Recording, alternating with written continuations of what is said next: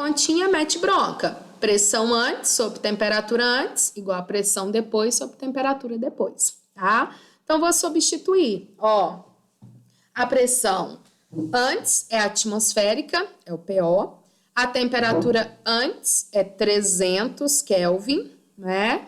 A pressão depois é o que eu quero saber, que ele chamou aqui de P2, e a temperatura depois 255, que eu fiz 273 menos 18, né? Então, ó, multiplicando cruzado, ficou a pressão inicial vezes 255 sobre 300. Então, deu 0,85 de PO, ou seja, a pressão interna fica 85% da atmosférica. Então, ela diminui 25%, tá? Isso quer dizer que a pressão interna ficou menor que a externa, por isso a dificuldade de abrir. Tranquilo?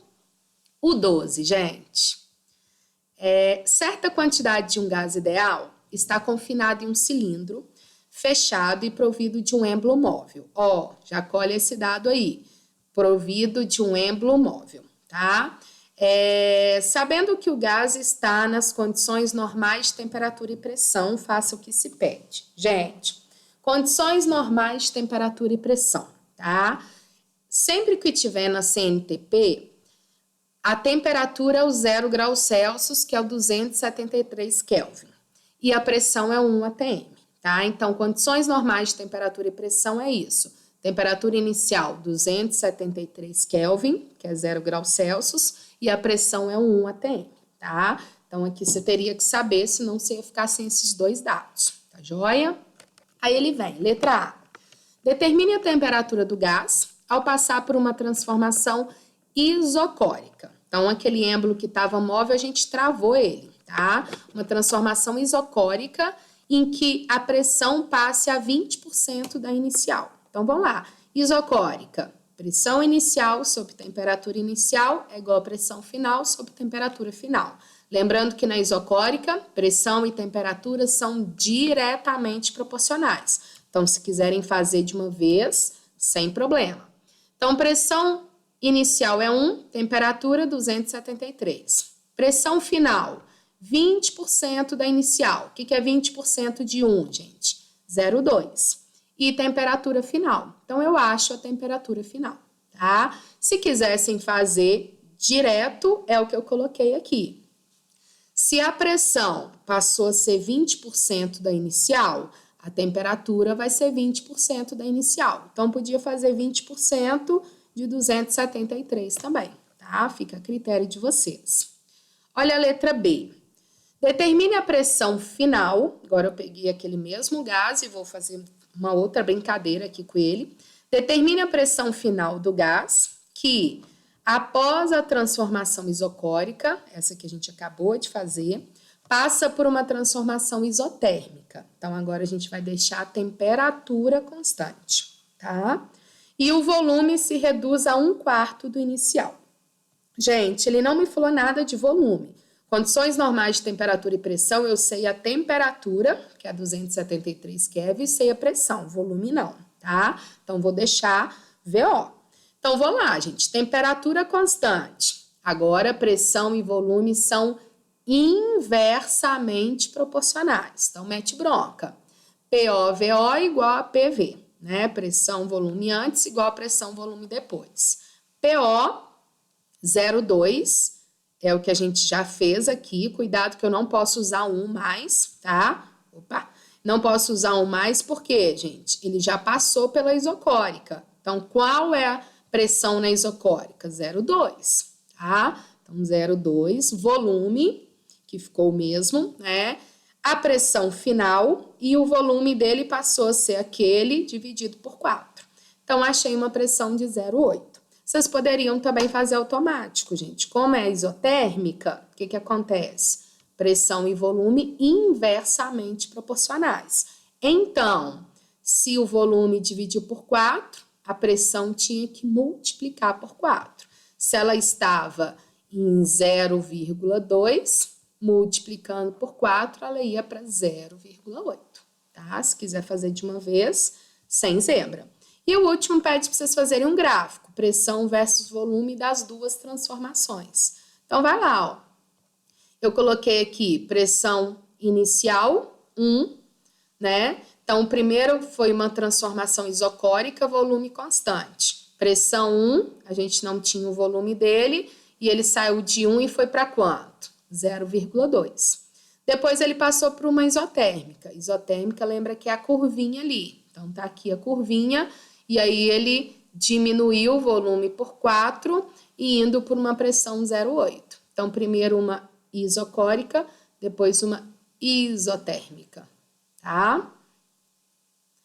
E os últimos, gente, do Enem. Os 3 do Enem.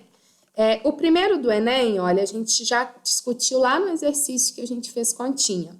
É a questão de você abrir a geladeira e tentar abrir logo depois e ter que fazer uma força mais intensa. A dificuldade extra para reabrir a geladeira ocorre. O volume de ar dentro da geladeira diminuiu, nada a ver. Motor da geladeira está funcionando na potência máxima, nada a ver. Força exercida pelo ímã na porta da geladeira aumenta, nada a ver. Pressão no interior da geladeira está abaixo da pressão externa. Então, a gente viu, fechou, o volume é constante, está vedado, ok. Temperatura diminui, pressão diminui, tá? Lembra que naquele exercício ficou 85% da externa, né? Então, com certeza, letra D. O número 2, gente, conta muita história, mas olha como ele é simples. Um sistema de pistão contém um gás. Sobre a extremidade superior do êmbolo, que pode mover-se livremente sem atrito, encontra-se um objeto. Então, gente, move-se livremente sem atrito e tem esse objeto, tá? Pressão é força sobre área. A força é o peso do objeto. A área mesma não tem atrito. Então, eu já vou colher o primeiro dado. A pressão é constante aqui. Tá? À medida que ele vai aumentando aqui, a variação na altura, a pressão é constante. O êmbolo se move livremente sem atrito, tá? Através de uma chapa de aquecimento, é possível fornecer calor ao gás. Então, a gente vai aquecendo esse gás, ele vai expandindo, né? Aumentou a temperatura, aumenta o volume. Pressão constante, porque o êmbolo se move livremente. Aí vem um manômetro para medir a pressão. A partir de diferentes valores de calor fornecido, considerando o sistema como hermético, o objeto elevou-se a valores ΔH, né? Foi aumentando o volume, como mostra no gráfico. Então, foram estudados separadamente quantidades equimolares de 2 diferentes gases, o M e o V, que está aqui. Então, mostrou para vocês a quantidade de calor que doava e o quanto ele variava o volume, né, que é o ΔH. Então, vai lá.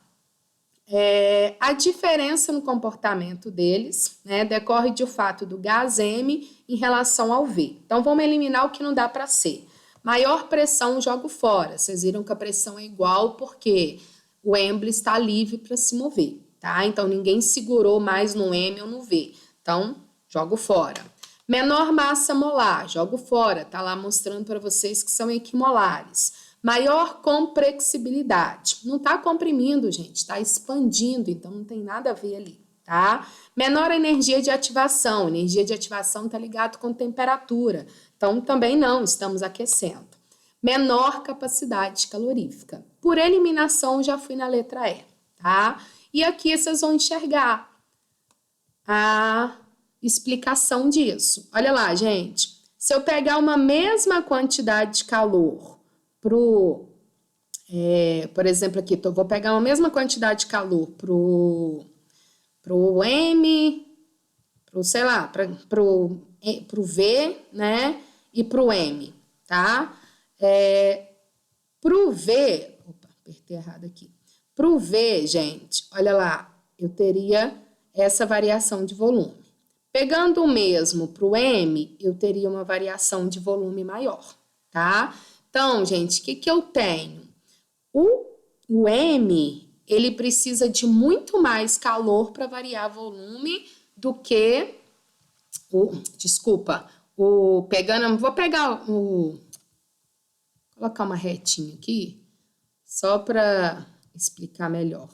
Ó, Vou pegar uma mesma variação de volume para a gente ver a quantidade de calor, né? Se eu pego esse bonitinho aqui, ó, põe ele aqui, estava lá atrás. Pegar uma mesma quantidade, uma mesma variação de volume para os dois, tá? Quando eu pego uma mesma variação de volume por dois, coordenação é ótima, né, gente? Agora foi. Uma mesma variação de volume para os dois, quem precisou de mais calor para atingir ter uma mesma dilatação ali, uma mesma expansão? O M precisou de menos calor do que o V. Então, é o que está na letra E. O M tem uma menor capacidade calorífica, ou seja, ele precisa de menos calor para conseguir expandir do que o V. O V vai precisar de muito mais calor para ter a mesma expansão. Tá joia? Deu para entender? E o último, a número 3. Colhi só o início aqui, tá, gente? E coloquei a alternativa para a gente discutir. Muitas marcas de shampoos acondicionam produto em embalagens plásticas dotadas com tampa de pressão. A figura a seguir ilustra uma cena não rara, que pode ocorrer quando uma pessoa volta de uma cidade praiana, como o Rio de Janeiro, para uma cidade de maior altitude como BH. Ao abrir a mala, o viajante se surpreende ao ver que a tampa do frasco se abriu, derramando shampoo sobre a roupa, tá? Isso é um caso interessante que você pode ver que quando você vai fazer uma viagem de avião, eles aconselham que você coloque essas embalagens em saquinhos plásticos e amarre, porque corre o risco de derramar na sua roupa. O que aconteceu, gente? Rio de Janeiro, a pressão atmosférica é 1 atm. Vem para BH, em que a pressão atmosférica é o quê? Menor, tá? Então, você tem ali o seu vidrinho, certo? Ele não vai murchar e nem estourar se as pressões externas e internas forem iguais. Mas se a pressão interna fica maior, a tendência dela é abrir aquela tampa e jogar o shampoo para fora, que é o que aconteceu. Se a pressão externa fica maior, a tendência é ir esmagando aquele shampoo, tá? Então, o que aconteceu quando a gente veio para BH? Pressão atmosférica aqui ela é menor. Se a pressão atmosférica aqui é menor, o que aconteceu? A letra B está lá para vocês. A pressão interna que mudou, cuidado que tem as alternativas que falam isso. A interna ficou maior. A interna não mudou, gente. É a mesma que estava antes. Quem mudou foi a externa, porque você saiu para um local de altitude diferente, né? Então, olha lá. Ele vai expandir, ele vai derramar devido à redução da pressão externa. E o derramamento de shampoo poderia ser evitado se o frasco fosse comprimido um pouco antes. Sim, se você apertasse ele ali, quando a pressão externa diminuísse, a interna ia ficar empurrando, né? Então, ia ter espaço para expandir, né? Agora, como ele já estava no máximo dele, acabou derramando. Então, só atenção, gente. Quem mudou foi a pressão externa e não a interna, porque a gente mudou de altitude. Então, a externa ficou menor, a interna acabou empurrando o shampoo e derramando, tá bom? Abrindo aquela tampinha. Tá joia, galera? Então, a gente termina aqui. Qualquer outra dúvida do capítulo, tá? Vocês me enviam pra gente discutir aí separadamente, tá joia? Obrigada, galera, e até